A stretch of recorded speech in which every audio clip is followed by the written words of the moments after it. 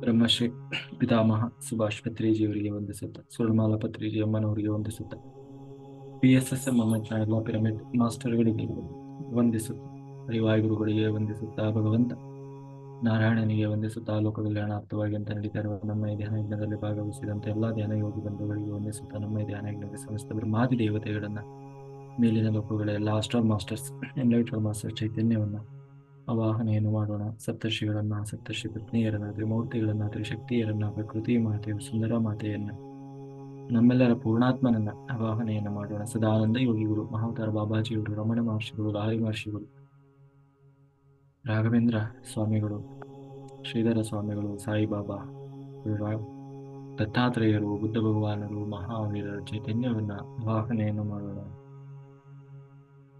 ವಿಶ್ವರೂಪಿಯಾದ ಪರಬ್ರಹ್ಮ ಸ್ವರೂಪಿಯಾದ ವಿಶ್ವಮೂಲ ಚೈತನ್ಯ ಪರಮಾತ್ಮ ಶಕ್ತಿಯನ್ನ ಆವಾಹನೆಯನ್ನು ಮಾಡ್ತಾ, ಅವರೆಲ್ಲರ ಚೈತನ್ಯ ಫ್ರೀಕ್ವೆನ್ಸಿಯಲ್ಲಿ ನಾವೆಲ್ಲರೂ ಒಂದಾಗಿ ಈ ಧ್ಯಾನ ಯಜ್ಞದಲ್ಲಿ ಮುಂದುವರಿಯೋಣ ಅಂತ ಹೇಳ್ತಾ, ಮಾಸ್ಟರ್ಸ್, ನಾವೀಗಾಗಲೇ ಭಗವದ್ಗೀತಾ ಚಿಂತನೆಯನ್ನು ಮಾಡ್ತಾ ಇದ್ವಿ. ಇವತ್ತು ಒಂದು ವಿಶೇಷ ಏನಪ್ಪಾ ಅಂತಂದ್ರೆ, ಎಲ್ಲರೂ ಇವತ್ತು ಕಡ್ಡಾಯವಾಗಿ ಅವೇರ್ನೆಸ್ ಅಲ್ಲಿದ್ದು ಸಂಪೂರ್ಣವಾಗಿ ಇವತ್ತು ತರಗತಿಯನ್ನ ಕೇಳಬೇಕು.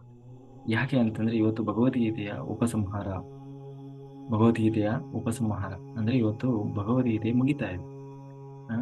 ಹಾಗಾಗಿ ಅಟ್ಲೀಸ್ಟ್ ಹಿಂಗೆ ಮಾಡದೆ ಎಲ್ಲರೂ ಅವೇರ್ನೆಸ್ ಅಲ್ಲಿದ್ದು ಕೇಳಿಸ್ಕೊಳ್ಳಿ. ಇವತ್ತಿನ ದಿನ ನಾವು ಕೃಷ್ಣ ತಾನೇ ಹೇಳ್ತಾ ಇದ್ದಾನೆ, ಯಾರು ಸಾತ್ವಿಕ ಅಂದ್ರೆ ರಾಜಸ, ತಾಮಸ, ಸಾತ್ವಿಕ, ಇದನ್ನ ಇನ್ನೂ ತಾನು ಆಳವಾಗಿ ಹೇಳ್ತಾ ವರ್ಣಗಳನ್ನ ಹೇಳ್ತಾನೆ. ಅಂದ್ರೆ ವ್ಯಕ್ತಿಯ ಆ ಒಂದು ಆತ್ಮದ ಸ್ವಭಾವಕ್ಕೆ ಅನುಗುಣವಾಗಿ ಆ ಆ, ಏನೋ ಆ ಯಾರ್ಯಾವ ರೀತಿಯ ತಾಮಸರಿರ್ತಾರೆ. ತಾಮಸರಲ್ಲಿ 3 ವಿಧ ಅಂತಂದ್ರೆ ಅನೇಕ ವಿಧಗಳಿದ್ದಾವೆ. ಅದರಲ್ಲಿ ಆ ಅವರ ಕೆಲವೊಂದು ಅಂದ್ರೆ ಯಾವ್ಯಾವ ರೀತಿಯ ಗುಣದ ತಾಮಸರಿರ್ತಾರೆ. ಆಯುಕ್ತ, ಮಾಡುವ ಕೆಲಸದಲ್ಲಿ ನಂಬಿಕೆ ಶ್ರದ್ಧೆ ಇಲ್ಲದೆ ಮಾಡುವಂಥವನು. ಆಮೇಲೆ ದೇವರ ಒಂದು ಅಸ್ತಿತ್ವವನ್ನ ನಂಬದಂಥವನು ಆಯುಕ್ತ. ಪ್ರಾಕೃತ, ದೇವರ ಮೇಲೆ ನಂಬಿಕೆ ಇಲ್ಲದವನು ಪ್ರಾಕೃತ. ಸ್ತಬ್ಧ, ತಾನು ಮಾಡುವ ಕರ್ಮದಲ್ಲಿ ತಪ್ಪಿದ್ರೂ ಕೂಡ ಅದನ್ನ ತಿದ್ದಿಕೊಳ್ಳೋದಿಲ್ಲ, ಮತ್ತೆ ತಿಳುವಳಿಕೆ ಇರೋದಿಲ್ಲ. ಯಾರಾದ್ರೂ ಹೇಳಿದ್ರೆ ಅದನ್ನ ಕೇಳುವ ಸ್ಥಿತಿಯಲ್ಲೂ ಇರೋಲ್ಲ. ತಾನು ಒಟ್ಟಿನಲ್ಲಿ ನಾನು ಮಾಡಿದ್ದೆ ಸರಿ ಅಂತ ಮಾಡುವವನು. ಇನ್ನು ಶಟಹ ಅಂದ್ರೆ ತಪ್ಪು ಅಂತ ಗೊತ್ತಿದ್ರೂ ಕೂಡ ತಿದ್ದಿಕೊಳ್ಳದವನು. ಅನೈತಿಕ ಅಂದ್ರೆ ಒಳ್ಳೆತನದ ವೇಷ ಹಾಕೊಂಡು ಕೆಟ್ಟದನ್ನು ಮಾಡ್ತಾ ಇರ್ತಾನೆ. ಆಲಸಹ, ಯಾವುದು ಒಳ್ಳೆಯದು ಅಂತ ಗೊತ್ತಿದೆ ಆದ್ರೆ ಮಾಡ್ಲಿಕ್ಕೆ ಸೋಂಬೇರಿತನ, ಆಲಸ್ಯ. ವಿಷಾದಿಹಿ ಅಂದ್ರೆ ಒಂದು ಕ್ರಿಯೆಯನ್ನ ಬಹಳ ವಿಷಾದದಿಂದ ಅಯ್ಯೋ ಮಾಡ್ಬೇಕಲ್ಲ ಅಂತ ಬೈಕೋವಂತ ಮಾಡೋದು. ಹೀಗೆ ದೀರ್ಘ ಸೂತ್ರಿ ಅಂತಂದ್ರೆ ಮತ್ತೆ ಮಾಡಿದ್ರಾಯ್ತು, ನಾಳೆ ಮಾಡಿದ್ರಾಯ್ತು, ಆವತ್ತು ಮಾಡಿದ್ರಾಯ್ತು, ಇವತ್ತು ಮಾಡಿದ್ರ ಅಂತ ಮುಂದೆ ಹಾಕ್ತಾ ಹೋಗ್ತಾನೆ. ಇದೆಲ್ಲ ತಾಮಸ ವ್ಯಕ್ತಿಗಳಲ್ಲಿರುವಂತಹ ಕರ್ಮ ಮಾಡುವಾಗ ಇರುವಂತಹ ಗುಣಗಳು. ಹಾಗಾಗಿ ದೇಹ ಮತ್ತೆ ಇಂದ್ರಿಯಗಳು ಪೂರ್ಣ ಪ್ರಮಾಣದಲ್ಲಿ ವಿಕಾಸನ ಹೊಂದಿರುವುದು ಮಾನವನಲ್ಲಿ ಮಾತ್ರ. ಅದಕ್ಕಾಗಿ ಮಾನವ ಶರೀರ ಅನ್ನುವುದು ಬಹಳ ಅತ್ಯಂತ ದುರ್ಲಭವಾದದ್ದು. ಅದನ್ನ ನಾವು ಯಾವುದೇ ಕಾರಣಕ್ಕೂ ತಾಮಸ ರೂಪದಿಂದ, ತಾಮಸ ಕಾರ್ಯಗಳಿಗೆ ಈ ರೀತಿಯಾಗಿ ಬಳಸಬಾರದು. ಆದಷ್ಟು ನಾವು ಸಾತ್ವಿಕ ಕರ್ಮಗಳನ್ನೇ ಮಾಡಿ ಅದನ್ನ ಸಾರ್ಥಕ ಮಾಡಿಕೊಳ್ಳಬೇಕು. ನಮ್ಮ ಜೀವನದಲ್ಲಿ ಮುಖ್ಯವಾಗಿ ಎದುರಾಗುವ ಸಮಸ್ಯೆ ಏನು ಅಂತಂದ್ರೆ, ಎಲ್ಲ ಒಂದು ಕೆಲಸವನ್ನು ಮಾಡಬೇಕು, ಬೇಡುವ ಅನ್ನುವ ಗೊಂದಲ ಇರ್ತದೆ. ಯಾವುದನ್ನು ಹಿಡಿಬೇಕು, ಯಾವುದನ್ನು ಬಿಡಬೇಕು, ಏನೇನೋ ನಮ್ಮಲ್ಲಿ ದ್ವಂದ್ವಗಳು ಜಾಸ್ತಿ ಇರ್ತದೆ. ಹಾಗಾಗಿ ಪಾಪ ಪುಣ್ಯ, ಭಯ ಅಭಯ, ಬಂಧನ ಅಥವಾ ಬಿಡುಗಡೆ ದಾರಿ, ಎಲ್ಲದರ ಬಗ್ಗೆ ಖಚಿತವಾದ ನಿರ್ಧಾರ ಮಾಡುವಂತಹ ಏನೋ ಮನಸ್ಸು ನಮ್ಮಲ್ಲಿ ಇರೋಲ್ಲ. ಆದ್ರೆ ಅದನ್ನ ನಾವು ಬೆಳೆಸ್ಕೊಳ್ಬೇಕಾಗ್ತದೆ.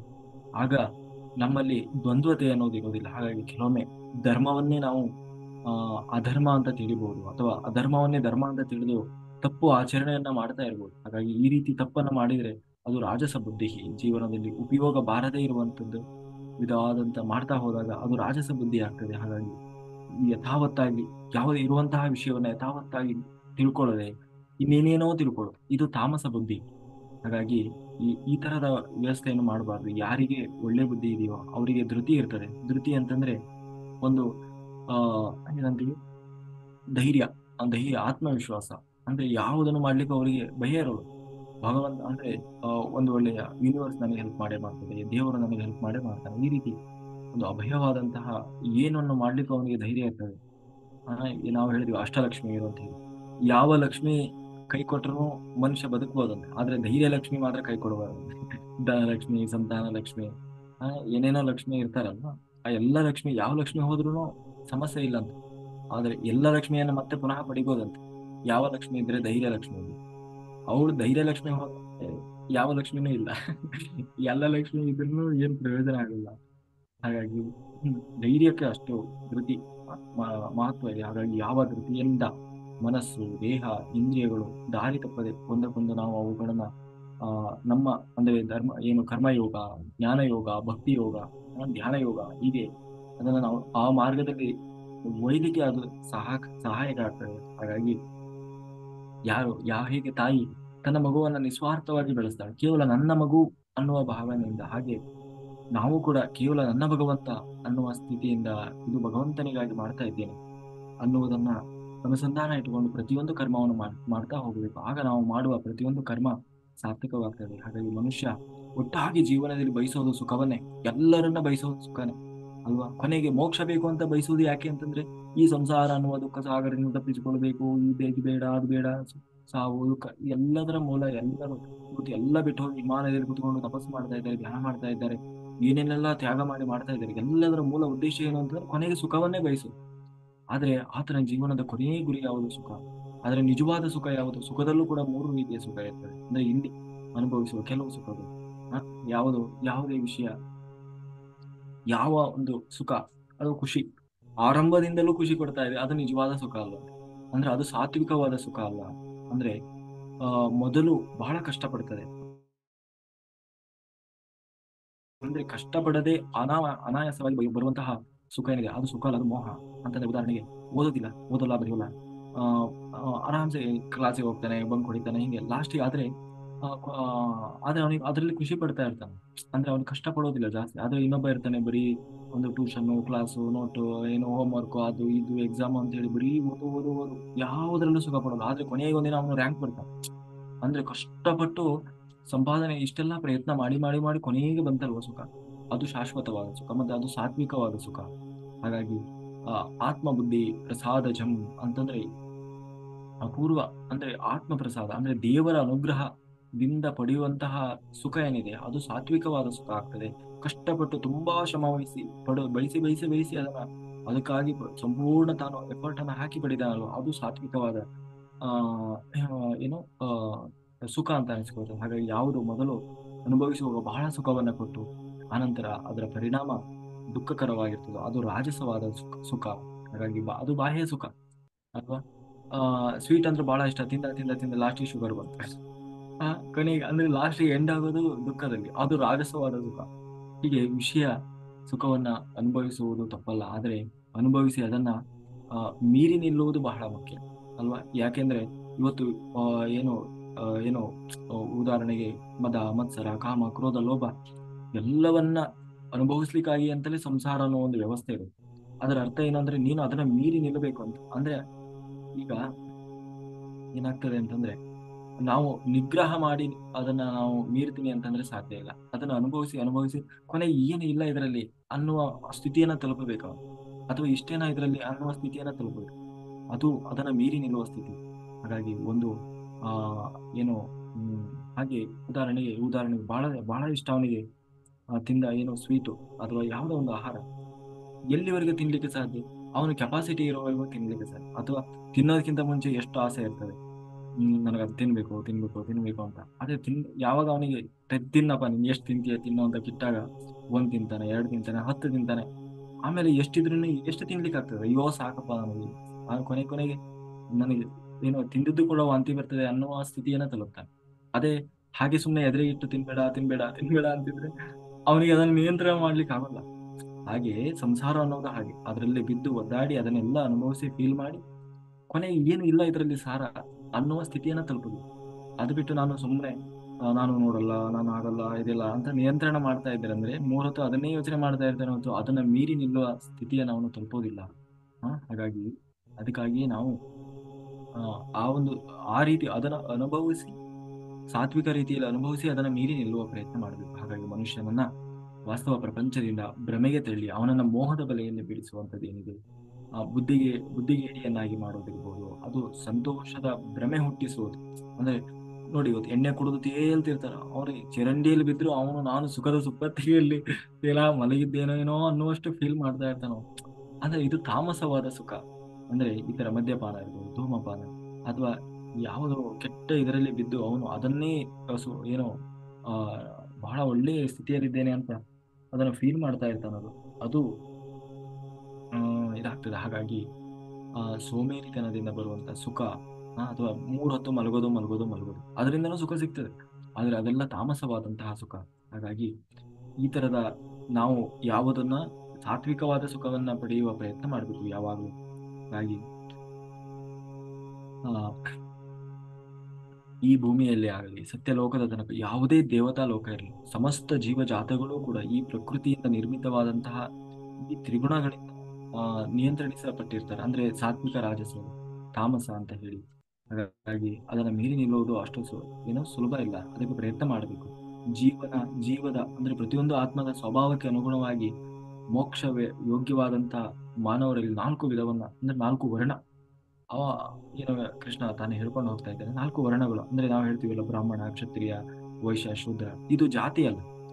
ಒಂದು ಆತ್ಮಕ್ಕೆ, ಒಂದು ಆತ್ಮದ ಗುಣಲಕ್ಷಣಗಳ ಆಧಾರದ ಮೇಲೆ ಆ ಅದರ ಅದನ್ನ ವರ್ಗೀಕರಣ ಮಾಡಿದ್ದಾರೆ. ಹಾಗಂತ ಇದರಲ್ಲಿ ಯಾರು ಶ್ರೇಷ್ಠ ಕನಿಷ್ಠ ಅನ್ನೋ ಭಾವ ಇಲ್ಲ, ಎಲ್ಲರೂ ಶ್ರೇಷ್ಠರು. ಹಾಗಾಗಿ ಯಾರು ಅಂದ್ರೆ ಇದು ಜಾತಿಯಿಂದ, ಹುಟ್ಟಿನಿಂದ ಅಲ್ಲ, ಸ್ವಭಾವದಿಂದ ಜೀವ ಸ್ವಭಾವದಿಂದ ಈ 4 ರೀತಿಯ ವರ್ಣಗಳನ್ನ ವಿಭಾಗ ಮಾಡಿದ್ದಾರೆ. ಹಾಗಾದ್ರೆ ನಮ್ಮನ್ನ ನಾವು ಯಾರು ಅಂತ ಗುರುತಿಸಿಕೊಳ್ಳೋದು ಹೇಗೆ? ಅದಕ್ಕೆ ಕೃಷ್ಣ ಹೇಳ್ತಾ ಇದ್ದಾನೆ, ಬ್ರಾಹ್ಮಣ ಅವನಲ್ಲಿ ಇರಬೇಕಾದಂತ ಗುಣ, ಈ ಎಲ್ಲಾ ಗುಣಗಳು ಇದ್ವು ಅಂತಂದ್ರೆ ಅವನು ಬ್ರಾಹ್ಮಣ ಅಂತ. ನಮ್ಮನ್ನು ನಾವೇ ಪರೀಕ್ಷೆ ಮಾಡ್ಕೊಳ್ಳೋದು. ಶಮಃ, ಮನಸ್ಸು ಭಗವಂತನಲ್ಲಿ ಯಾವಾಗಲೂ ನೆಲೆ ನಿಂತಿರುವಂಥದ್ದು. ದಮಃ, ಇಂದ್ರಿಯಗಳು ಹತೋಟಿಯಲ್ಲಿರುವುದು. ತಪಃ ಅಂದ್ರೆ ಯಾವುದೋ ಒಂದು ಚಿಂತನೆ, ಆಳವಾದ ಚಿಂತನೆ, ಅಥವಾ ಏನೋ ಒಂದು ಹೇಳಿದ್ರು ಅಂದ್ರೆ ಸಂಪೂರ್ಣ ತನ್ನನ್ನ ತಾನು ತೊಡಗಿಸಿಕೊಳ್ಳುವುದು. ಶೌಚಂ, ಯಾವಾಗಲೂ ಒಳಗೋ ಹೊರಗೋ ಶುದ್ಧವಾಗಿರುವುದು. ಕ್ಷಾಂತಿ, ತಪ್ಪು ಮಾಡಿದವರನ್ನ ಕ್ಷಮಿಸುವಂತಹ ಅಂದ್ರೆ ಕ್ಷಮಾಗುಣ. ಇನ್ನು ಆರ್ಜವಃ ಅಂತಂದ್ರೆ ನೇರ ನಡೆನುಡಿ, ಏನ್ ಹೇಳ್ತಾನೋ ಅದೇ ಮಾಡ್ತಾನೆ, ಹೀಗೆ. ಇನ್ನು ಜ್ಞಾನ ಅಂದ್ರೆ ಏನು ಅಂತೀವಿ, ಸರಿಯಾದ ಅಂದ್ರೆ ಒಳ್ಳೆಯ ಜ್ಞಾನ, ಭಗವಂತನ ಜ್ಞಾನ, ಸುಮ್ಮನೆ ಯಾವ್ಯಾವುದೋ ಡಿಗ್ರಿ ಸರ್ಟಿಫಿಕೇಟ್ ನಲ್ಲಿರೋ ಜ್ಞಾನಗಳಲ್ಲ. ವಿಜ್ಞಾನ ಅಂದ್ರೆ ಅದನ್ನ ಅನುಭವಪೂರ್ವಕವಾಗಿ, ಈ ಓದಿ ತಿಳಿದಂಥದ್ದನ್ನ, ಕೇಳಿ ತಿಳಿದ ಜ್ಞಾನವನ್ನು ಅನುಭವಪೂರ್ವಕವಾಗಿ ಅನುಭವಿಸ್ತಾನಲ್ಲ, ಅವನು ಯಾರೋ ವಿಜ್ಞಾನ.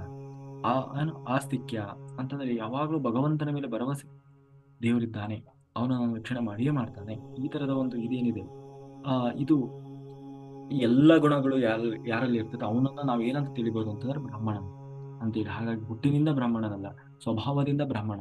ಹಾಗಾಗಿ ಹೆಚ್ಚಿನ ಪ್ರಮಾಣದಲ್ಲಿ ಆ ಇವರಲ್ಲಿ ಒಂದು ಗುಣ ಕಡಿಮೆ ಇದ್ರೂ ಕೂಡ ಅವನು ಬ್ರಾಹ್ಮಣ ಅಂತ ಅನಿಸಿಕೊಳ್ಳುವುದಿಲ್ಲ. ಹಾಗಾಗಿ ಒಂದು ವೇಳೆ ಈ ಎಲ್ಲಾ ಗುಣಗಳು ಕ್ಷತ್ರಿಯಲ್ಲಿದ್ರೆ ಅವನು ಕ್ಷತ್ರಿಯನಾಗಿದ್ರೂ ಕೂಡ ಶ್ರೇಷ್ಠನಾದಂತಹ ಕ್ಷತ್ರಿಯನಾಗ್ತಾನೆ. ಅವನನ್ನ ಏನಂತ ಕರಿತೀವಿ? ರಾಜಶ್ರೀ ಅಂತ ಕರೀತಾರೆ.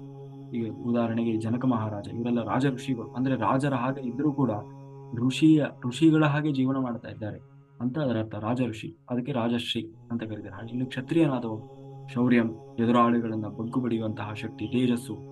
ಎದುರಾಳಿಗಳು ಅವನು ನೋಡಿದ್ರೆ ಸಾಕು ಹೆದರಬೇಕು. ಹೀಗೆ ಧೃತಿ, ಯಾವುದಕ್ಕೂ ಹೆದರೋದಿಲ್ಲ, ಅಂದ್ರೆ ಧೈರ್ಯ ಇರ್ತದೆ. ದಕ್ಷತೆ ಅಂದ್ರೆ ಎಂಥವರನ್ನು ಕೂಡ ಮಣಿಸುವಂತಹ ಚಾತುರ್ಯ, ತಂತ್ರಗಾರಿಕೆ ಇರ್ತದೆ. ಇನ್ನು ದಾನ ದಾನ ಧರ್ಮ ಮಾಡುವುದರಲ್ಲಿ ಎತ್ತಿದ ಕೈ, ಹೀಗೆ. ಆಮೇಲೆ ಈಶ್ವರ ಭಾವ, ಯಾವಾಗ್ಲೂ ಭಗವಂತನಲ್ಲಿ ಆ ಏನು ಆ ಶರಣಾಗತಿ, ಅಂದ್ರೆ ಏನು ದೇವರ ಅಸ್ತಿತ್ವವನ್ನು ನಂಬುವಂತಹ ಸ್ಥಿತಿ, ಇದೆಲ್ಲ ಏನು ಆ ಕ್ಷತ್ರಿಯರಲ್ಲಿ ಇರುವಂತದ್ದು. ಇನ್ನು ವೈಶ್ಯ ಯಾರು ಅಂತಂದ್ರೆ ಏನು ಕಾಯಕ ಮಾಡುವವರು, ಕೃಷಿ ಮಾಡುವುದು, ಗೋರಕ್ಷಣೆಗಳನ್ನು, ಹೈನುಗಾರಿಕೆ, ವಾಣಿಜ್ಯ, ವ್ಯಾಪಾರ, ವ್ಯವಹಾರ, ಏನೆಲ್ಲ ಇವತ್ತು ನಾವು ಮಾಡ್ತಾ ಇದ್ದಾರೆ ಇವರೆಲ್ಲ, ಅಂದ್ರೆ ಸರ್ವಿಸ್ ಸೆಕ್ಟರ್ ಅಲ್ಲಿ ಇರುವಂತವ್ರು. ಇದೆಲ್ಲ ಏನು ಆ ಏನು ಅಂದ್ರೆ ಏನು ಆ ವಾಣಿಜ್ಯೋದ್ಯಮಿಗಳು, ಬಿಸ್ನೆಸ್ ಮ್ಯಾನು, ಇವರೆಲ್ಲ ಏನಿದ್ದಾರೆ ಇವರೆಲ್ಲ ವೈಶ್ಯರು. ಹಾಗಾಗಿ ಇನ್ನು ಶೂದ್ರರು ಯಾರಪ್ಪ ಅಂತಂದ್ರೆ ಸೇವೆ ಮಾಡೋರು, ಸೇವಾ ಗುಣ, ಅಂದ್ರೆ ಸಮಾಜದ ಸೇವೆ ಮಾಡುವವರು, ಜನ ಸೇವೆ ಮಾಡುವವರು, ಧ್ಯಾನಿಗಳ ಸೇವೆ ಮಾಡುವವರು, ಹೀಗೆ ಎಲ್ಲಾ ಸೇವಾ ಗುಣವನ್ನ ಯಾರು ಇಟ್ಕೊಂಡಿರ್ತಾರೆ ಇವರೆಲ್ಲ ಶೂದ್ರರು ಅಂತೀವಿ. ಹಾಗಾಗಿ ಇದರಲ್ಲಿ ಯಾರು ಕನಿಷ್ಠ ಯಾರು ಶ್ರೇಷ್ಠ ಅಂತ ಅವರವರ ಸ್ವಭಾವಕ್ಕೆ. ಕೆಲವರು ಸೇವೆ ಮಾಡೋದ್ರಲ್ಲ, ನಾನು ಪೂರ್ತಿ ಧ್ಯಾನ ಪ್ರಚಾರ ಮಾಡ್ಲಿಕ್ಕೆ ಅಂತ ಬಂದಿದ್ದೇನೆ, ಧ್ಯಾನ ಕಾರ್ಯಕ್ರಮಗಳಿಂದ ಹೋಗಿ ಸೇವೆ ಮಾಡೋದು, ಈ ತರದೆಲ್ಲ ಬರೀ ಅವರಿಗೆ ಸೇವೆ ಸೇವೆ ಸೇವೆ, ಇದು ಅದರ ಅರ್ಥ ಅವನಲ್ಲಿ ಶೂದ್ರತೆ. ಹಾಗಂತ ಹೇಳಿ ಇದರಲ್ಲಿ ಮೇಲು ಕೀಳು ಅಂತ ಅರ್ಥ ಅಲ್ಲ. ಹಾಗಾಗಿ ಈ ಗುಣ, ಈ ಶೂದ್ರ ಗುಣ ಇಲ್ಲದಂತಹ ಮನುಷ್ಯನೇ ಇಲ್ಲ. ಒಂದು ವೇಳೆ ಶೂದ್ರ ಗುಣ ಯಾರಲ್ಲಿ ಇಲ್ಲ, ಅವನು ನಿಜವಾಗ್ಲೂ ಮನುಷ್ಯ ಅಂತ ಅನಿಸ್ಕೊಳ್ಳೋದಿಲ್ಲ. ಅಂದ್ರೆ ಸೇವಾ ಮನಸ್ಥಿತಿ, ಸೇವಾ ಮನೋಭಾವ ಇಲ್ಲದೆ ಇರುವ ಮನುಷ್ಯ ಮನುಷ್ಯನೇ ಅಲ್ಲ ಅಂತ. ಎಲ್ಲಕ್ಕಿಂತ ಹೆಚ್ಚಾಗಿ ಈ ಎಲ್ಲಾ ಗುಣಗಳು ಕೂಡ ಎಲ್ಲರಲ್ಲೂ ಕೂಡ ಇರಲೇಬೇಕಾದಂತ ಗುಣಗಳು ಅಂತಂದ್ರೆ, ಹಾಗಾಗಿ ಯಾರು ಕೂಡ ಏಕವರ್ಣವರು, ಸಂಪೂರ್ಣವಾಗಿ ಏಕವರ್ಣದವರಲ್ಲ. ಅಂದ್ರೆ ಎಲ್ಲರಲ್ಲೂ ಎಲ್ಲಾ ಸ್ವಭಾವ ಇರ್ತಾರೆ. ಯಾವ ಸ್ವಭಾವ ಜಾಸ್ತಿ ಇರ್ತದೋ ಅವನನ್ನ ನಾವು ಅಂದ್ರೆ ಬ್ರಾಹ್ಮಣರಲ್ಲಿ ಇರಬೇಕಾದ ಸ್ವಭಾವ ಜಾಸ್ತಿ ಇತ್ತು ಅಂದ್ರೆ ಅವನು ಬ್ರಾಹ್ಮಣ, ಕ್ಷತ್ರಿಯನಲ್ಲಿ ಇರಬೇಕಾದ ಸ್ವಭಾವ ಜಾಸ್ತಿ ಇತ್ತು ಅಂದ್ರೆ ಅವನು ಕ್ಷತ್ರಿಯ, ಶೂದ್ರನಲ್ಲಿ ಇರಬೇಕಾದ ಸ್ವಭಾವ ಜಾಸ್ತಿ ಅತಿಯಾಗಿತ್ತು ಅಂತಂದ್ರೆ ಅದು ಅವನು ಕ್ಷತ್ರಿಯ. ಹಾಗಂತ ಉಳಿದ ಸ್ವಭಾವಗಳು ಅವನಿಗೆ ಇರಬಾರ್ದು ಅಥವಾ ಇಲ್ಲ ಅಂತ ಅರ್ಥ ಅವನು. ಹಾಗಾಗಿ ಶೂದ್ರ ಸ್ವಭಾವ ಎಷ್ಟು ಮುಖ್ಯ ಅಂತಂದ್ರೆ ಪ್ರತಿಯೊಬ್ಬರಲ್ಲೂ ಕೂಡ ಇರಲೇಬೇಕಾದದ್ದು. ಅದಿಲ್ಲದೆ ಯಾವ ಕರ್ಮ, ಬ್ರಾಹ್ಮಣನಾದ್ರೂ ಕೂಡ ಅವನಲ್ಲೂ ಕೂಡ ಶೂದ್ರ ಸ್ವಭಾವ ಇರಬೇಕು.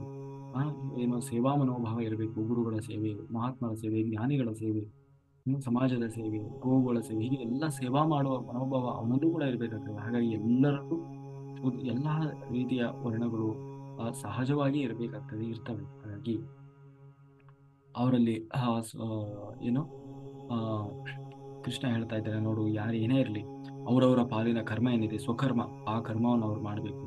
ಅಂದ್ರೆ ಅದರಲ್ಲಿ ಅಯ್ಯೋ ನಂದು ಇಂಥ ಕೆಲಸ ಮಾಡೋದ, ನಾನು ಅದು ಅಂತ ಕೆಲಸ ಮಾಡೋದ ಅಂತ ಯಾರು ಅದ ಮೇಲು ಕೀಳು ಅಥವಾ ಶ್ರೇಷ್ಠತೆ ಕನಿಷ್ಠತೆ ಭಾವನ ರೂಢಿಸಿಕೊಳ್ಳಬಾರದು. ತನ್ನ ಪಾಲಿಗೆ ಯಾವ ಧರ್ಮ ಇದೆ, ಧರ್ಮ ಅಂತಂದ್ರೆ ಏನು, ಮಾಡುವ ಜವಾಬ್ದಾರಿ, ಅದನ್ನ ಅವರು ಸರಿಯಾಗಿ ನಿಭಾಯಿಸಲೇಬೇಕು.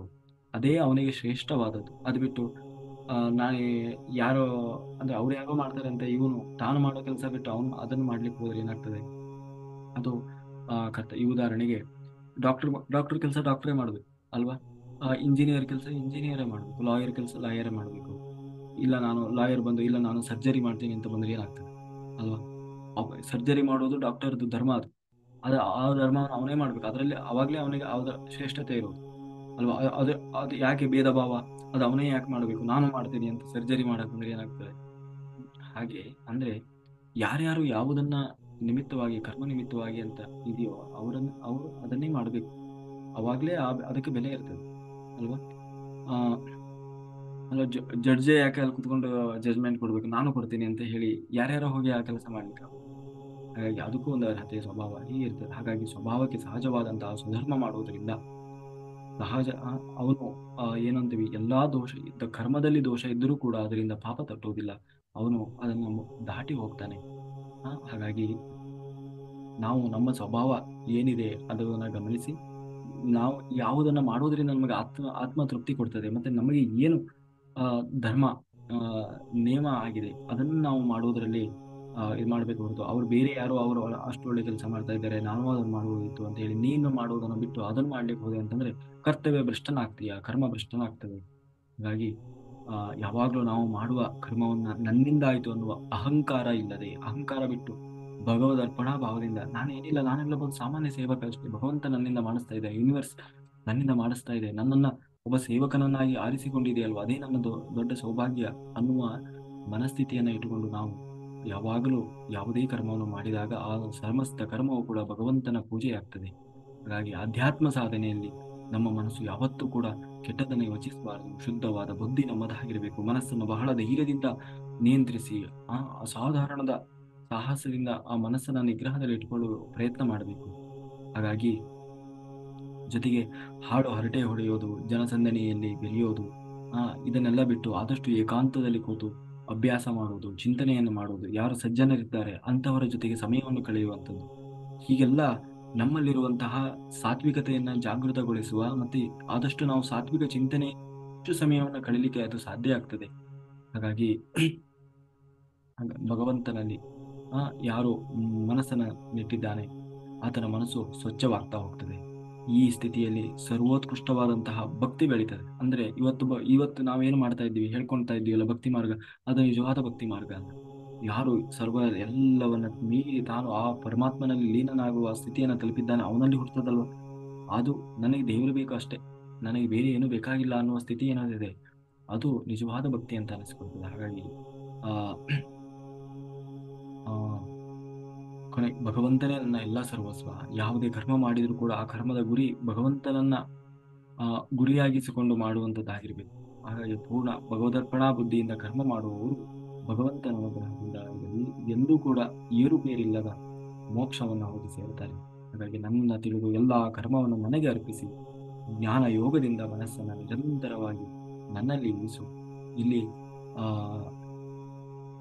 ಆಗ ನೀನು ದಿನದಿಂದ ದಿನಕ್ಕೆ ಮೇಲೆ ಏರ್ತಾ ಬರ್ತೀನಿ, ನನ್ನನ್ನೇ ಬಂದು ಸೇರ್ತೀಯ. ಹಾಗಾಗಿ ನೀನು ಆದಷ್ಟು ಬೇಗ ಆ, ಆ ಒಂದು ಸ್ಥಿತಿಯನ್ನು ತಲುಪಲಿಕ್ಕೆ ಅದು ಸಾಧ್ಯವಾಗ್ತದೆ. ಹಾಗಾಗಿ ನಿನ್ನ ಚಿಂತನೆ ಯಾವಾಗಲೂ ಸಾತ್ವಿಕತೆ ಕಡೆಗೆ ಜಾಸ್ತಿ ಜಾಗೃತವಾಗಿರಲಿ. ಹಾಗಾಗಿ ನಾನು ಯುದ್ಧ ಮಾಡೋದಿಲ್ಲ ಅಂತ ಹೇಳಿ ಅರ್ಜುನ ಇವತ್ತು ಏನು ಗೊತ್ತಿದ್ದಾನಲ್ವ, ಅದು ಆಗ ತಾನು ಹೇಳಿದ ನಾನು ಯುದ್ಧ ಮಾಡೋದಿಲ್ಲ ಅನ್ನೋದು ನಿನ್ನ ಅಹಂಕಾರ, ಭ್ರಮೆ ಅದು. ಯಾಕೆಂದ್ರೆ ನೀನು ಏನು ಮಾಡೋದಿಲ್ಲ, ಎಲ್ಲ ಏನು ಅದನ್ನೆಲ್ಲ ನಾನು ಮಾಡ್ತಾ ಇದ್ದೀನಿ ಅದನ್ನೆಲ್ಲ 2ನೇ ಅಧ್ಯಾಯ 3ನೇ ಅಧ್ಯಾಯದಲ್ಲಿ ಕೃಷ್ಣ ತಾನು ಹೇಳ್ಕೊಂಡು ಬಂದ, ಅದನ್ನೇ ಪತ್ತು ಪುನಃ ಅದನ್ನೇ. ಹಾಗಾಗಿ ನಾವು ಹೀಗೆ ಮಾಡಬೇಕು ಹಾಗೆ ಮಾಡಬೇಕು ಅಂತ ಅಹಂಕಾರದಿಂದ ಯೋಚಿಸುವುದು ಕೂಡ ಅದು ಅಜ್ಞಾನ ಆಗ್ತದೆ. ಹಾಗಾಗಿ ನಾನು ಮಾಡಬೇಕು ಅಂತ ಹೊರಟಿದ್ದೇನೆ, ಆದ್ರೆ ಅದು ಹೇಗೆ ಮಾಡಬೇಕು, ಯಾವ ರೀತಿ ಆಗಬೇಕು ಅನ್ನೋದನ್ನ ಭಗವಂತ ನಿರ್ಧಾರ ಮಾಡ್ತಾನೆ. ಅಂದ್ರೆ ಯೂನಿವರ್ಸ್ ಅದಕ್ಕೆ ಯಾರ್ಯಾರಿಂದ ಆಗಬೇಕು ಸೇವೆ ಇದನ್ನೆಲ್ಲ ಅವ್ರು ಮಾಡ್ತಾರೆ, ನನ್ನ ಪಾಲಿನ ಏನು ಸೇವೆ ಇರ್ತದೆ ಅದನ್ನ ನಾನು ಮಾಡ್ತೇನೆ ಅನ್ನುವ ಸ್ಥಿತಿ ಇಟ್ಟುಕೊಂಡಾಗ ಆ ಯೂನಿವರ್ಸ್ ಕೂಡ ನಮಗೆ ಸಹಾಯ ಮಾಡ್ತದೆ. ಹಾಗಾಗಿ ಅದೇ ಒಬ್ಬ ಜ್ಞಾನಿ ನಡಿಬೇಕಾದಂತಹ ಸ್ಥಿತಿ ಅದು. ಹಾಗಾಗಿ ಎಲ್ಲರ ಜೀವರ ಹೃತ್ಕಮಲ ಮಧ್ಯದಲ್ಲಿ ಸರ್ವಶಕ್ತನಾದ ಭಗವಂತ ನೆಲೆಸಿದ್ದಾನೆ. ಎಲ್ಲ ಈ ಪಿಂಡಾಂಡ ಈ ಬ್ರಹ್ಮಾಂಡ ಅನ್ನೋ ಎಲ್ಲ ಒಂದೇ ಇದೆ, ಆದ್ರೆ ನಾವು ಅದನ್ನು ಗುರುತಿಸ್ಬೇಕಷ್ಟೇ. ಆ ಆ ಪ್ರಯತ್ನವನ್ನು ಮಾಡಬೇಕಾಗುತ್ತೆ. ಹಾಗಾಗಿ ಆ ನಾವು ಸರ್ವ ಸಮರ್ಥನಾದಂತಹ ಭಗವಂತನಿಗೆ ನಾವು ನಮ್ಮನ್ನ ಅರ್ಪಿಸಿಕೊಳ್ಳಬೇಕಾಗ್ತದೆ. ನಮ್ಮ ಜೀವನದ ಎಲ್ಲ ಹಂತಗಳಲ್ಲೂ ಭಗವಂತನಲ್ಲಿ ಅಂದ್ರೆ ದೇವರು ಬೇಕು ಅನ್ನುವ ಸ್ಥಿತಿಯಲ್ಲೇ ನಾವು ಹೋಗಬೇಕು. ಆದಷ್ಟು ಲೌಕಿಕತೆಯನ್ನ ಬಿಟ್ಟು ಆಧ್ಯಾತ್ಮಿಕ ಸ್ಥಿತಿಯ ಕಡೆಗೆ ನಮ್ಮ ಹರಿವಿರಬೇಕು. ಹಾಗಾಗಿ ಇದು ಪ್ರಪಂಚದಲ್ಲಿನ ಅತ್ಯಂತ ರಹಸ್ಯಗಳಲ್ಲಿ ರಹಸ್ಯವಾದಂತಹ ಅಧ್ಯಾತ್ಮ ಅಂತರಂಗದ ರಹಸ್ಯವನ್ನ ನನಗೆ ಹೇಳಿದೆ ಇಲ್ಲಿವರೆಗೆ. ಹಾಗಾಗಿ ನಾನು ಹೇಳಿರೋ ವಿಚಾರವನ್ನ ಸಮಗ್ರವಾಗಿ ಪ್ರಾರಂಭಿಸಿ ಮನವರಿಕೆಯ ಯಾದಂತೆ ನಾನು ನಿನಗೆ ತಿಳಿಸಿದೆ ಅಲ್ವಾ. ಹಾಗಾಗಿ ಆ ಇಷ್ಟೆಲ್ಲ ಆದ್ಮೇಲೆ ನಾನು ಹೇಳೋದು ಹೇಳಿದ್ದೀನಪ್ಪ.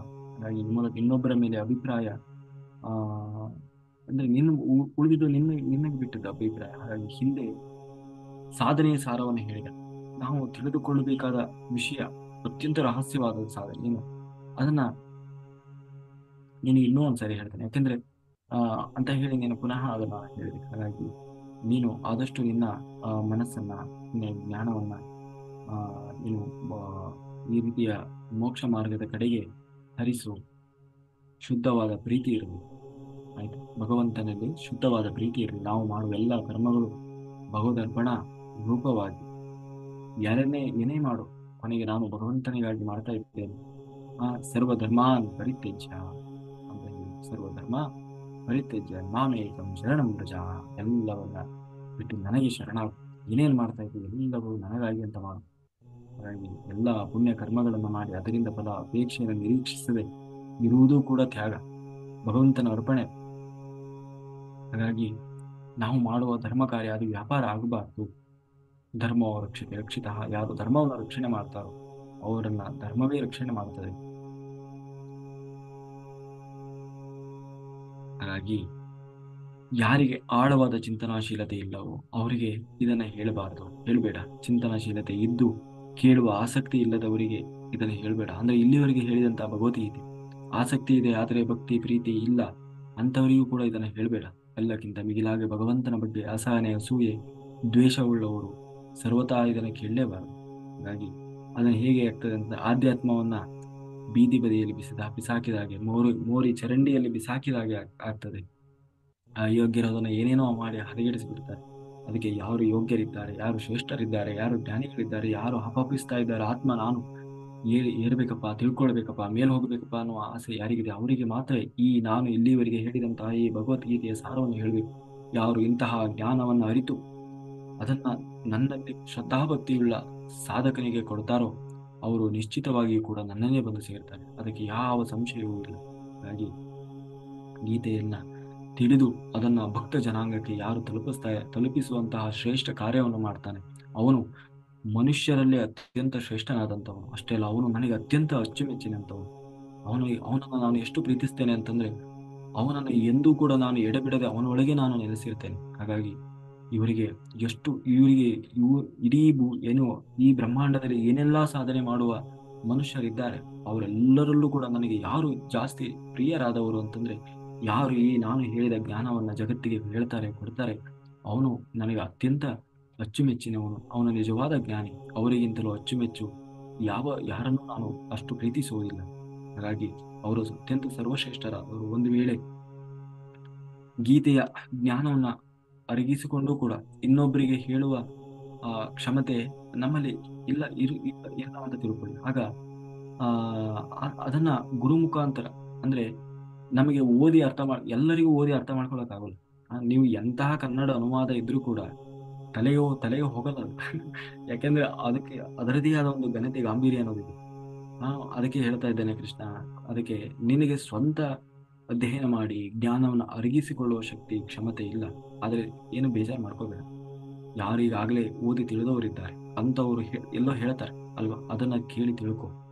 ಅದು ಕೂಡ ಒಂದು ದೊಡ್ಡ ಪೂಜೆ. ಅದು ಹಾಗೆ ಭಗವಂತನ ಬಗ್ಗೆ ಮನುಷ್ಯ ಏನೇನು ತಿಳಿದುಕೊಳ್ಬೇಕು ಅದನ್ನ ತಿಳಿದು ಹೇಗೆ ಧರ್ಮದ ದಾರಿಯಲ್ಲಿ ಸಾಗಬೇಕು ಎನ್ನುವ ಜೀವನ ಧರ್ಮವನ್ನ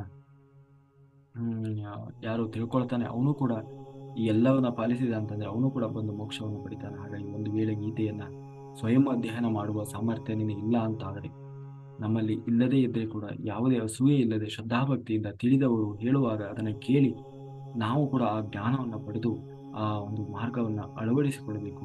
ಅವರು ಕೂಡ ಶ್ರೇಷ್ಠ ಸ್ಥಿತಿಯನ್ನು ತಲುಪ್ತಾರೆ. ಹಾಗಾಗಿ ಕೊನೆಗೆ ಕೃಷ್ಣ ಹೇಳ್ತಾ ಇದ್ದಾನೆ, ನೋಡು ಇದು ನನ್ನ ಕೊನೆಯ ಮಾತು. ಅರ್ಜುನನಿಗೆ ಹೇಳ್ತಾ ಇದ್ದಾನೆ, ನೋಡಯ್ಯ ಇಷ್ಟೆಲ್ಲ ನಾನು ಹೇಳಿದೆ, ಕೊನೆಗೆ ನಿನಗೆ ಇಷ್ಟೊಂದು ಹೇಳಬಲ್ಲೆ ಏನಂತಂದ್ರೆ, ನಾನು ಹೇಳಿದ್ದು ನಿನ್ನ ಕಿವಿಗಳಿಗೆ ಹೋಗಿ ಹೃದಯಕ್ಕೆ ಮುಟ್ಟಿತೇನೋ, ಇದರಿಂದ ನಿನ್ನ ಮನಸ್ಸಿನಲ್ಲಿದ್ದಂತಹ ತಪ್ಪು ತಿಳುವಳಿಕೆ, ಗೊಂದಲ ಎಲ್ಲ ಕಳೀತೆ ಅಂತ ಹೇಳಿ ಇಲ್ಲಿ ಕೃಷ್ಣ ತಾನು ಅಂದ್ರೆ ಲಾಸ್ಟ್ ಎಲ್ಲ ಪಾಠ ಮಾಡಿದ ಮೇಲೆ ಮೇಷ್ಟ್ರು ಹೇಳ್ತಾರಲ್ಲ, ಇಲ್ಲಿವರೆಗೂ ನಾನು ಹೇಳಿದೆಲ್ಲ ಅರ್ಥ ಆಯ್ತಾ, ಏನಾದರೂ ಡೌಟ್ಸ್ ಇದೆಯಾ ಅಂತ ಕೇಳ್ತಾರಲ್ಲ, ಹಾಗೆ ಕೃಷ್ಣನು ಕೊನೆಗೆ ಹೇಳಿ ಎಲ್ಲವನ್ನ ಹೇಳಿ ಇಷ್ಟೆಲ್ಲ ನಾನು ಹೇಳಿದ್ದೇನೆ, ನಾನು ಅನ್ಕೊಂಡಿದ್ದೇನೆ ಇದೆಲ್ಲ ನಿನಗೆ ಅರ್ಥ ಆಗಿದೆ, ಎಲ್ಲ ಅದು ಆಳವಾಗಿ ಒಳಗೆ ಹೋಗಿ ಹೃದಯಕ್ಕೆ ಮುಟ್ಟಿದೆ ಅಂತೇಳಿ. ಹಾಗಾಗಿ ನಿನ್ನ ಅಂತ ಹೇಳಿದಾಗ ಸುಮ್ಮನಾದ. ಸುಮ್ಮನಾಗಿ ಅರ್ಜುನ ಹೇಳ್ತಾ ಇದ್ದಾನೆ.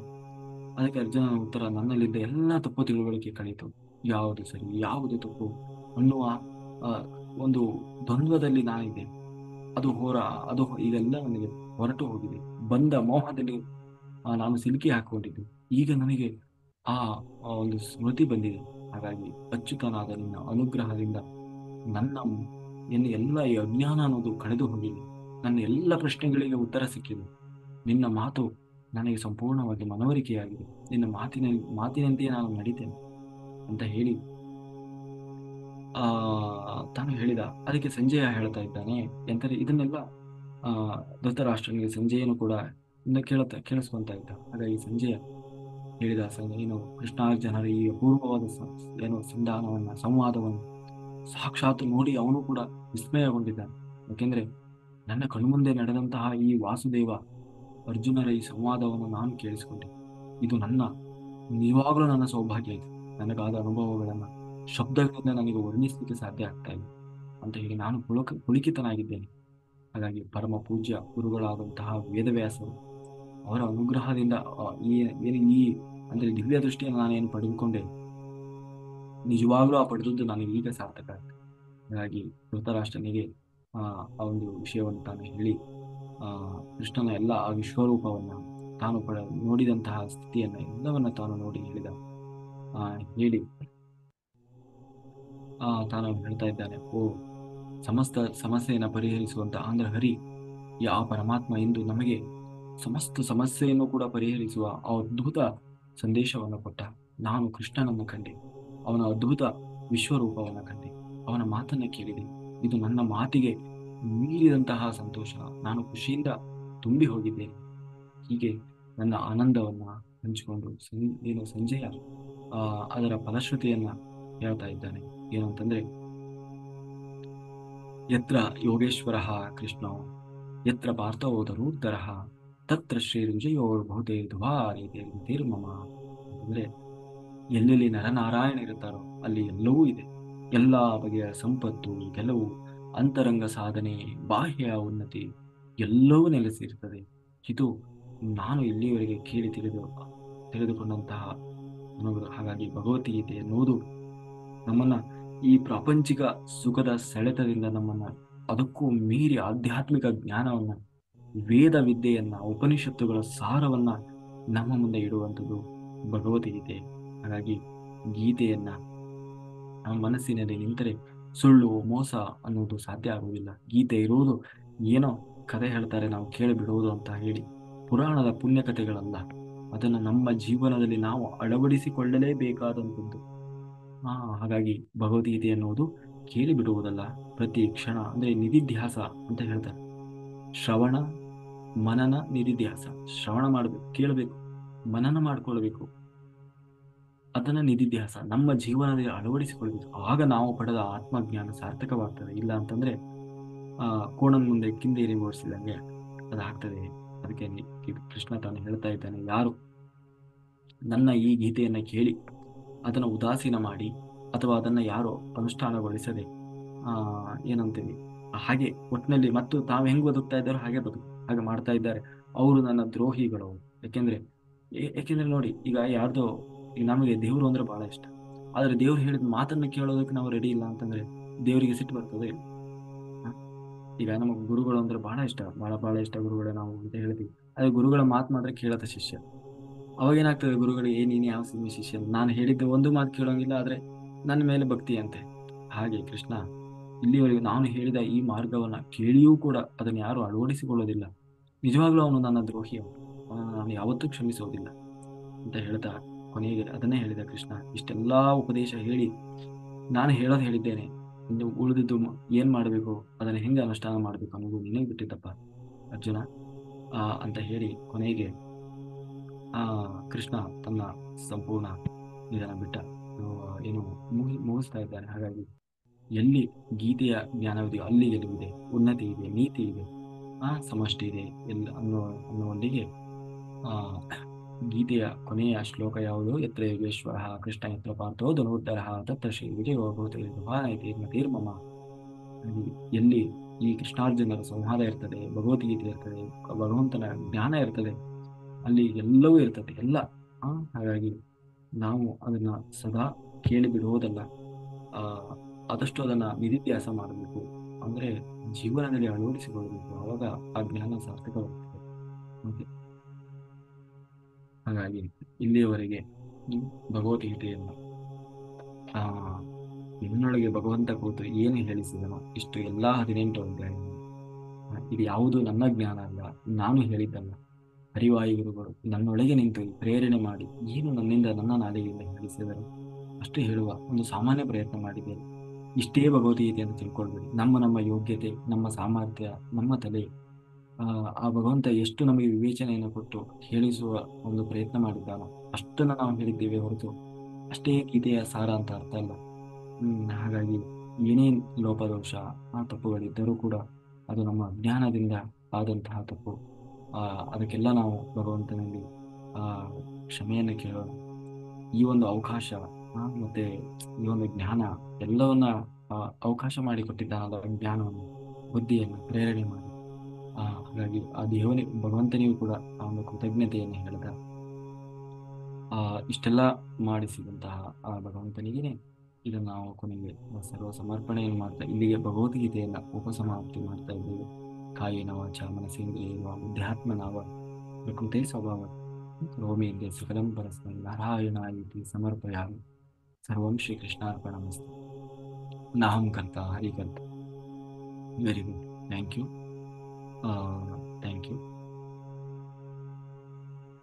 ಹೀಗೆ ಭಗವದ್ಗೀತೆ ಅನ್ನೋದು ಒಂದು ಸಾರಿ ಓದಿ ಬಿಡುವ ಕಥೆಯಲ್ಲ, ಮತ್ತೆ ಮತ್ತೆ ಮತ್ತೆ ಮತ್ತೆ ಕೇಳುವ ನಮ್ಮ ಈ ತರಗತಿಯಲ್ಲಿ ಇದು 2ನೇ ಬಾರಿ ಭಗವದ್ಗೀತೆ, ಸಂಪೂರ್ಣ ಭಗವದ್ಗೀತೆ ನಡೆಯೋದು. ಹಾಗಾಗಿ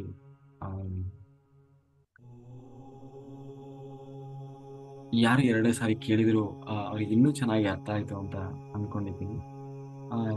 ಆಮೇಲೆ ಎಲ್ಲ ಒಳ್ಳೆಯ ಜ್ಞಾನ, ಭಗವದ್ಗೀತೆಯನ್ನ ಓದಬೇಕು. ಓದ್ಲಿಕ್ಕೆ ಸಾಧ್ಯ ಆಗಿಲ್ಲ ಯಾಕೆಂದ್ರೆ ಓದಿದ್ರೆ ಅರ್ಥ ಆಗೋದು ಸ್ವಲ್ಪ ಕಷ್ಟ ಅನ್ನೋದಕ್ಕಿಂತ ಅದ್ರ ಅಷ್ಟು ಆಳಕ್ಕೆ ಸಾಮರ್ಥ್ಯ ನಮ್ಮಲ್ಲಿ ಇರ್ಬೇಕಾಗ್ತದೆ. ಆಮೇಲೆ ಅದು ಕಥೆ ಅಲ್ಲ ನೋಡಿ, ರಾಜ ಹೋದ ರಾಣಿ ಬಂದು ಅಲ್ಲಿ ಏನೋ ಬೇಟೆ ಆಡಿದ, ಈ ತರದ ಕಥೆ ಅಲ್ಲ. ಕಥೆ ಆದ್ರೆ ಓದೋಕೆ ಇಂಟ್ರೆಸ್ಟ್ ಇರ್ತದೆ, ಇದು ಹಾಗಲ್ಲ, ತತ್ವಶಾಸ್ತ್ರ ಅಲ್ವಾ. ಹಾಗಾಗಿ ಅದು ಓದ್ತಾ ಓದ್ತಾ ಎರಡು ಮೂರು ಒಂದು ಪೇಜ್ ಓದ್ತದಾಗೇನೆ ಬೋರ್ ಹೊಡ್ತದೆ, ಹಾಗಾಗುತ್ತೆ. ಅದಕ್ಕೆ ಈ ತರ ತರಗತಿಗಳಲ್ಲೆಲ್ಲ ಕೂತು ನಾವು ಕೇಳಿದಾಗ ಅದು ನಾವು ಸಂಪೂರ್ಣ ಅದರದ್ದು ಇದನ್ನು ಪಡ್ಕೊಳ್ಳಿಕ್ಕೆ ಸಾಧ್ಯ ಆಗ್ತದೆ. ಓಕೆ, ಯಾರಿಗಾದ್ರೂ ಏನಾದ್ರು ಡೌಟ್ಸ್ ಇದ್ರೆ ಹ್ಯಾಂಡ್ ರೈಸ್ ಮಾಡಿ ಮಾತಾಡಿ.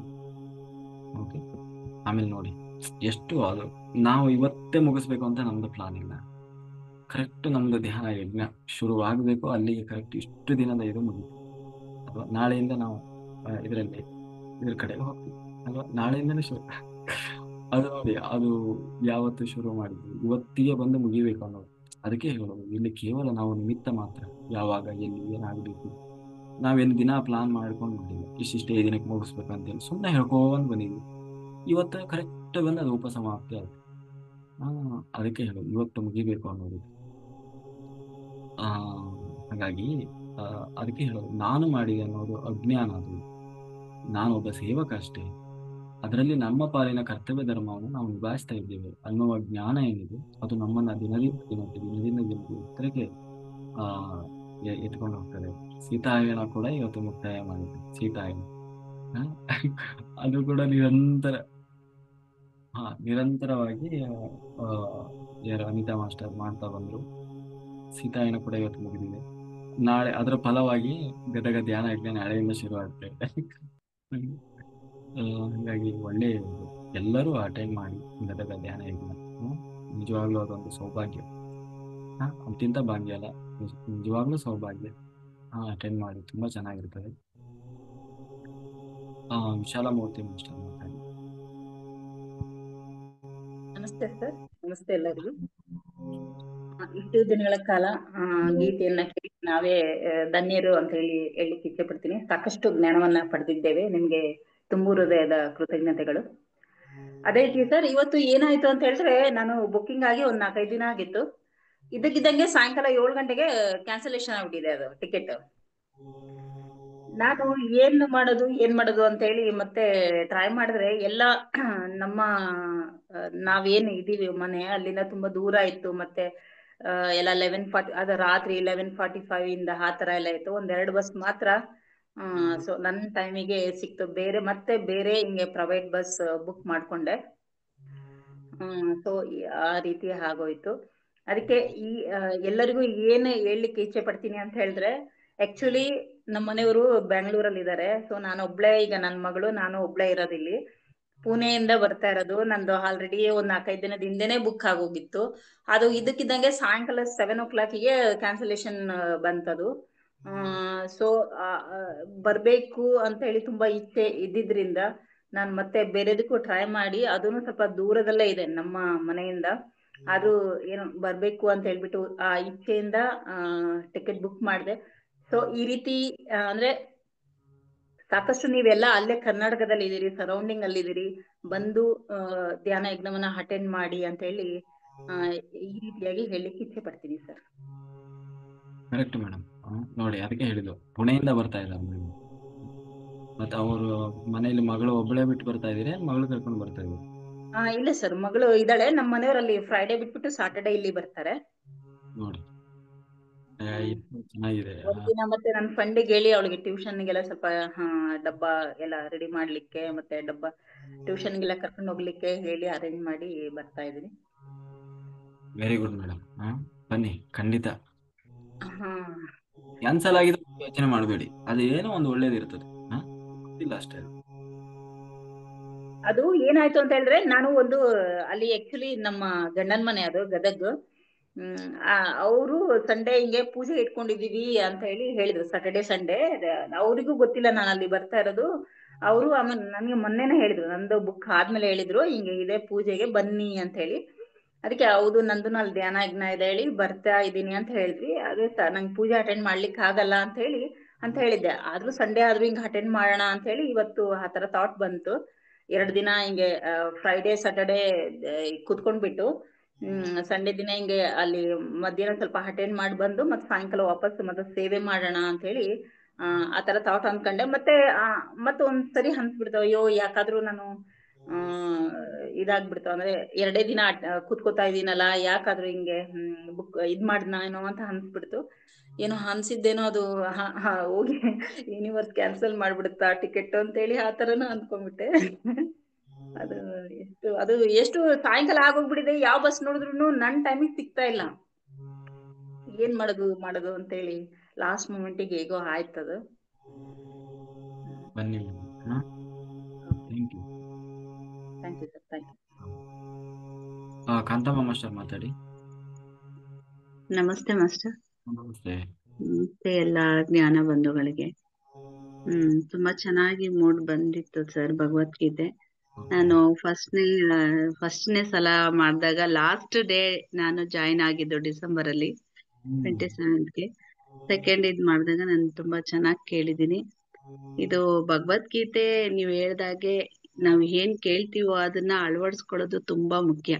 ಅದ್ ಅಳವಡಿಸ್ಕೊಂಡ್ರೆ ಮಾತ್ರ ನಾವು ಭಗವದ್ಗೀತೆ ಕೇಳಿದ್ದು ಒಂದು ಸಾರ್ಥಕತೆ ಇದೆ ಅಂತ ಹೇಳಕ್ ಇಷ್ಟಪಡ್ತೀನಿ. ಸರ್, ನನ್ ಗದಗಿಗೆ ಬರಕ್ ಆಗ್ತಾ ಇಲ್ಲ, ಅತ್ತೆಯವರು ಹುಷಾರಿಲ್ಲ, ಮನೇಲಿ ನೋಡ್ಕೊಳಕ್ಕೆ ಯಾರು ಇಲ್ದೇ ಇರೋದ್ರಿಂದ ಎಲ್ರಿಗೂ ನಾನು ಹೇಳೋದಿಷ್ಟೇನೆ, ಎಲ್ರು ಯಾರ್ಯಾರು ಸಾಧ್ಯ ಆಗುತ್ತಾ ಎಲ್ರು ಹೋಗ್ ಬರ್ಲಿ ಅಂತಾನೆ ನಾನು ಕೇಳ್ಕೊತೀನಿ. ನಾನು ಇಲ್ಲೇ ಆ ಧ್ಯಾನನ ಇದನ್ನ ಎಲ್ರು ನಮ್ ಫ್ರೆಂಡ್ಸ್ ಎಲ್ಲ ಹೋಗ್ ಬರೋದ್ರಲ್ಲೇ ನಾನು ಒಂದು ಆ ಧ್ಯಾನನ ಇಲ್ಲಿ ಮಾಡಿ ಪಡ್ಕೊತೀನಿ ಅಂತ ಇಷ್ಟಪಡ್ತೀನಿ ಸರ್ ಹೇಳಕ್ಕೆ. ಎಲ್ರು ಹೋಗ್ ಬನ್ಲಿ. ನನ್ಗೂ ಬರಕ್ ತುಂಬಾ ಇದಿತ್ತು, ಬಟ್ ಮನೆ ಪರಿಸ್ಥಿತಿ ಬರಕ್ ಆಗ್ತಾ ಇಲ್ಲ. ಹಂಗಾಗಿ ಭಗವದ್ಗೀತೆ ಅಂತೂ ತುಂಬಾ ಚೆನ್ನಾಗ್ ಮೂಡ್ ಬಂತು ಸರ್. Very good madam. ಎಲ್ರಿಗೂ ತುಂಬಾ ಪ್ರಯೋಜನ ಆಗುತ್ತೆ ಅಂತ ನಾನು ಹೇಳಕ್ ಬರ್ತೀನಿ ಸರ್. ನನ್ಗಾಗಿರೋ ಎಕ್ಸ್ಪೀರಿಯನ್ಸ್ಗೆ ತುಂಬಾ ಚೆನ್ನಾಗಿದೆ. ಎಲ್ರು ಯಾರು ಮಿಸ್ ಮಾಡದೆ ಹೋಗ್ ಬನ್ನಿ ಅಂತ ಕೇಳ್ಕೊಳಕ್ ಇಷ್ಟಪಡ್ತೀನಿ. Very good madam. Thank you. Thank you. Nagaratna master ಮಾತಾಡಿ. ನಮಸ್ತೆ ಸರ್. ನಮಸ್ತೆ ಎಲ್ರಿಗೂ, ಧ್ಯಾನ ಬಂಧುಗಳಿಗೆ. ತುಂಬಾ ಚೆನ್ನಾಗಿ ಇದೆ. ಪ್ರತಿ ದಿವಸ ಭಗವದ್ಗೀತೆದು ಜ್ಞಾನ ತುಂಬಾ ಚೆನ್ನಾಗಿ ಹೇಳ್ತಾ ಇದ್ರಿ. ಶ್ರೀಕೃಷ್ಣ ಪರಮಾತ್ಮ ಅರ್ಜುನನಿಗೆ ಹೇಳಿದ್ದು ಅವೆಲ್ಲ ಕೇಳ್ತಾ ಇದ್ರೆ ನಾವುಗಳು ದಿನನಿತ್ಯ ನಾವು ಅದನ್ನ ರೂಢಿಸ್ಕೊಳ್ಬೇಕು. ಈ ತಮೋಗುಣ ರಜಗುಣದಿಂದ ನಾವು ಸಾತ್ವಿಕ ಗುಣಕ್ಕೆ ಬಂದು ನಾವು ಎದನ್ನ ತಲುಪ್ಬೇಕು, ನಾವು ಅದನ್ನ ಜ್ಞಾನ ಪಡ್ಕೋಬೇಕು ಅನ್ನೋದ ಬಹಳ ಚೆನ್ನಾಗಿ ಹೇಳಿದ್ರಿ ಸರ್. ಎಲ್ಲ ವಿಷಯನೂ ತುಂಬಾ ಚೆನ್ನಾಗಿರುತ್ತೆ. ಪ್ರತಿ ದಿವ್ಸನೂ ಕೂಡ ಒಂದೊಂದು ಇದನ್ನ ಹೇಳ್ತಾ ಇದ್ರೆ ನಾವು ಕೇಳಕ್ಕೆ ಅಷ್ಟೊಂದು ಕುತೂಹಲ ಆಗಿ ಇವತ್ತೇನ್ ಹೇಳ್ತಾರೆ ಅನ್ನೋದು ಆ ತರ ಚೆನ್ನಾಗಿ ಹೇಳ್ತಾ ಇದ್ರಿ ನೀವು. ಎಲ್ಲರಿಗೂ ಜ್ಞಾನ ಪಡ್ಕೊಳಕ್ಕೆ ಒಳ್ಳೆ ಅವಕಾಶ ಇದು ಅಂತ ಚೆನ್ನಾಗಿ ಹೇಳ್ತೀನಿ ಸರ್. ಎಲ್ಲ ನಮ್ಮೊಳಗಡೆನೆ ಇದೆ. ಕುಂಭಕರ್ಣ, ರಾವಣ ಎಲ್ಲದು ನಮ್ಮ ಒಳಗಡೆನೆ ಇರೋದ, ಅದನ್ನ ಹೊರಗಡೆ ತೆಗಿಬೇಕು ಅಂತ ಬಹಳ ಚೆನ್ನಾಗಿ ಹೇಳ್ತಿದ್ರಿ. ನಾನು ಪ್ರತಿ ದಿವಸ ಅಟೆಂಡ್ ಆಗ್ತಾ ಇದ್ದೀನಿ, ಎಲ್ಲದು ಧ್ಯಾನ ಮಾಡ್ತಾ ಇರ್ತೀನಿ. ಎಲ್ಲದು ತುಂಬಾ ಇಂಟ್ರೆಸ್ಟ್ ಜಾಸ್ತಿ. ಗುಡಾಕೇಶಕ್ ಬಂದ್ಮೇಲಂತೂ ತುಂಬಾ ಇಂಟ್ರೆಸ್ಟ್ ಆಗಿ ಒಂದು ಮನಸ್ಸಲ್ಲಿ ಇದು ಆತ್ಮದಲ್ಲಿ ಒಂದು ಸಂತೋಷ, ಕ್ಯೂರಿಯಾಸಿಟಿ, ಏನ್ ಹೇಳ್ತಾರೆ ಇವತ್ತು ಸರ್ ಕೇಳೋಣ ಅಂತ ಆ ತರ ಇರುತ್ತೆ. ನಿದ್ದೆ ಬಂದ್ರು ಕೂಡ ತುಗುಡಿಸ್ಕೊಂಡಾದ್ರೂ ಹಂಗೇನೆ ಮತ್ತೆ ಅರಿವಿಗೆ ಬಂದು ಎಚ್ಚರ ಆಗಿ ಕೇಳ್ತಾ ಇರ್ತೀನಿ ಸರ್. ಅಷ್ಟ್ ಚೆನ್ನಾಗಿ ಹೇಳ್ತೀರಾ ನೀವು. ತುಂಬಾ ಚೆನ್ನಾಗಿ ಮೂಡಿ ಬರ್ತಾ ಇದೆ, ಚೆನ್ನಾಗಿತ್ತು. ಎಲ್ಲಾರು ಕೂಡ ಅದನ್ನ ಅಳವಡಿಸ್ಕೊಳ್ಳೋಣ ಅಂತ ತುಂಬಾ ಚೆನ್ನಾಗಿ. ಕರೆಂಟ್ ಹೋಗಿದ್ರು ಕೂಡ ಇವಾಗ ಬಂತು ಕರೆಂಟ್. ಕತ್ಲಲ್ಲಿ ಕೂಡ ಅಟೆಂಡ್ ಆಗ್ಬೇಕು, ಜಾಯಿನ್ ಆಗ್ಬೇಕು. ಚಾರ್ಜ್ ಹೋದ್ರು ಕೂಡ ಅಲ್ಲಿ ಒಂಥರ ತವಕ ಜಾಸ್ತಿ ಆಗ್ಬಿಡುತ್ತೆ. ಅಯ್ಯೋ ಚಾರ್ಜ್ ಇಲ್ಲ, ಕೇಳ್ಬೇಕು ಅಂತ. ಆತರ ಚೆನ್ನಾಗಿ ಹೇಳ್ತೀರಾ ಸರ್. ಗುಡಾಕೇಶ ಚೆನ್ನಾಗಿ ನಡೆಸ್ಕೊಡ್ತಾ ಇದ್ದೀರಾ. Thank you sir. ಎಲ್ಲರೂ ಕೂಡ ಅದನ್ನ ಅಳವಡಿಸ್ಕೊಳ್ಳೋಣ ಅಂತ ಹೇಳ್ತೀನಿ. Thank you. Okay, thank you. Okay master, ಎಲ್ಲರೂ ವಾಟರ್ ರೆಡಿ ಮಾಡ್ಕೊಂಡು ನಾವು ಸಂಕಲ್ಪ ಮಾಡಿ ಧ್ಯಾನ ಶುರು ಮಾಡಿ. ಕರುಣಾ ಮಾಸ್ಟರ್ ಮಾತಾಡಿ. ಸರ್ ನಮಸ್ಕಾರ. ನಮಸ್ಕಾರ ಸರ್. ನಮಸ್ತೆ, ಮಾತಾಡಿ, ಕೇಳ್ತಾ ಇದ್ದೀನಿ. ನಾನು ಆಕ್ಚುಲಿ ಇದು ಮಹಾಭಾರತ ಓದಿರ್ಲಿಲ್ಲ ಸರ್. ಅಲ್ಲಿ ಗುರುಪಾರ್ ಓದ್ತಾ ಇದ್ದೆ, ಗುರುಪಾರ್ ಕೇಳ್ಸ್ಕೊಂಡಿದ್ದೆ. ಅಂದ್ರೆ ಈಗ ನೀವು ಇಷ್ಟು ಸರಳವಾಗಿ ವಿಶದವಾಗಿ ಅನ್ನೋದಕ್ಕಿಂತ ಸಂಕ್ಷಿಪ್ತವಾಗಿ ಎಷ್ಟು ಚೆನ್ನಾಗಿ ಹೇಳ್ಕೊಟ್ಟಿದ್ದೀರಾ. ಈಗ ನನ್ಗೆ ಮಹಾಭಾರತ ಅಂದ್ರೆ ಸಂಪೂರ್ಣ ಗೊತ್ತಾಯ್ತು ಅಂತಾನೂ ಹೇಳಕ್ಕಾಗಲ್ಲ. ಆದಷ್ಟು ಈಗ ಅದ್ರದ್ದು ಸಾರ ತಿಳಿತು. ಹಂಗಾಗಿ ಇಷ್ಟ ದಿನ ಇದನ್ನು ನನ್ಗೆ ಅಂದ್ರೆ ತಿಳ್ಕೊಂಡೇ ಇರ್ಲಿಲ್ವಲ್ಲ ಅಂತ ಇದಾಯ್ತು. ಇವಾಗ ಇಷ್ಟು ತಿಳಿಸ್ಕೊಟ್ರಲ್ಲ ನಿಮ್ಗೆ ಕೋಟಿ ಕೋಟಿ ಧನ್ಯವಾದಗಳು ಸರ್. ನಾನು ಇಲ್ಲಿ ಬಹುಶಃ ಇಲ್ಲಿಗೆ ಕೊಡಕ್ಕೆ ಸೇರ್ದೇ ಇದ್ರೆ ನನ್ಗೆ ಇಷ್ಟು ತಿಳಿತಾನೆ ಇರ್ಲಿಲ್ಲ. ಧ್ಯಾನದ ಜೊತೆಗೆ ಈ ಜ್ಞಾನನು ಸಿಕ್ಕಿದ್ದು ನನ್ಗೆ ತುಂಬಾ ಅಂದ್ರೆ ತುಂಬಾ ಏನಂತಂದ್ರೆ ಏನು ಬರ್ತಾ ಇಲ್ಲ ನಂಗೆ ಅದು ಸರ್. ಧ್ಯಾನ ಜ್ಞಾನ ಎರಡು ಸಿಕ್ತಲ್ಲ, ಅದಕ್ಕೆ ಅದೇ ಭಾಗ್ಯ ಅಂತ. ಸರಿ sir, thank you sir. Okay madam. Okay master, ಎಲ್ಲರೂ ಬನ್ನಿ ಆಯ್ತಾ, ನಾಳೆ ಸಿಗೋಣ ಎಲ್ಲರೂ. ಅನಿತಾ ಮಾಸ್ಟರ್ ಮಾತಾಡ್ತೀರಾ ಏನಾದ್ರು?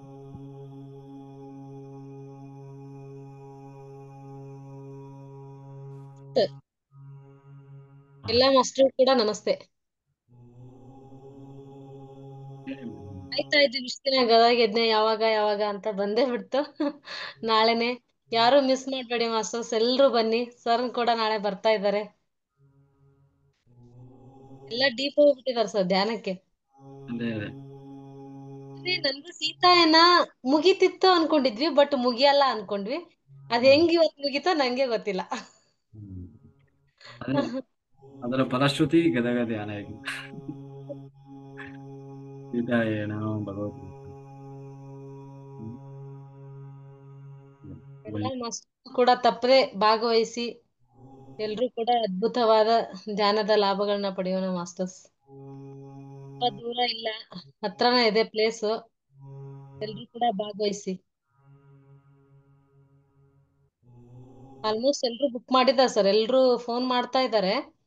ಎಲ್ರು ರೆಡಿ ಆಗಿದ್ದಾರೆ ಬರ್ಲಿಕ್ಕೆ. ಬರ್ತಾರೆ ನಾ ಹೇಳಿದ್ನಲ್ಲ, ಬರ್ತಾರೆ.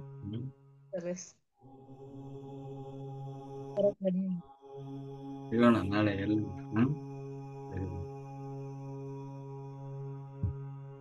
ಎಲ್ಲ ವಾಟರ್ ರೆಡಿ ಮಾಡ್ಕೊಳ್ಳಿ.